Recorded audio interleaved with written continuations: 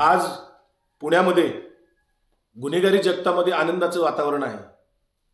याचं कारण असं, ज्या वेळेस राज्याचे गृहमंत्री देवेंद्र फडणवीस असतात त्या वेळेस महाराष्ट्रामध्येच गुन्हेगारी जगतामध्ये आनंदाचं वातावरण असतं।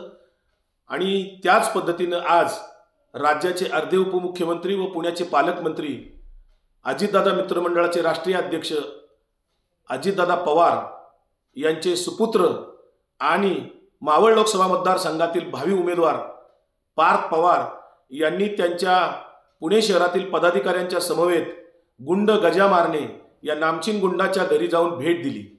तिथे चहापाणी करत त्या गुंडाची प्रतिष्ठा वाढवली। सहानुभूती दाखवून अशा पद्धतीने गुंडांची प्रतिष्ठा वाढवण्याचं काम भारतीय जनता पार्टी सातत्याने करत असते।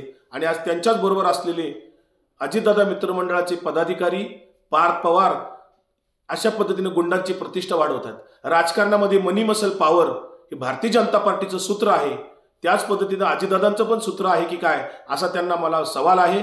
एकेकाळी पुणे शहराच्या कोयता गँगबद्दल अजितदादांनी पुणे विधानसभेच्या सभागृहात आवाज उठवला होता। कोयता गँगचं पुण्यामध्ये खूप मोठं प्रस्थ आहे। आणि मग अशा पद्धतीने जर आवाज उठवलेला असताना गुन्हेगारीबद्दल आता मात्र पुण्याच्या एका गुंडाच्या घरी पार्थ पवार जातात आपल्या पदाधिकाऱ्यांच्या समवेत।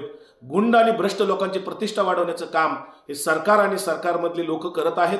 हा लोकशाहीला कलंक आहे, राजकारणाला कलंक आहे।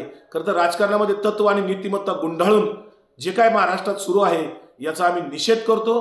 गुंड प्रवृत्तीच्या भ्रष्ट प्रवृत्तीच्या लोकांची प्रतिष्ठा वाढवण्याचं काम भारतीय जनता पार्टी आणि त्यांच्या समवेत असलेले पक्ष करत आहेत, याचा आम्ही निषेध करतो।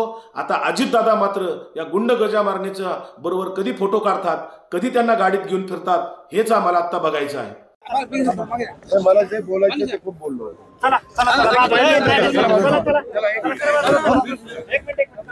दोनच प्रश्न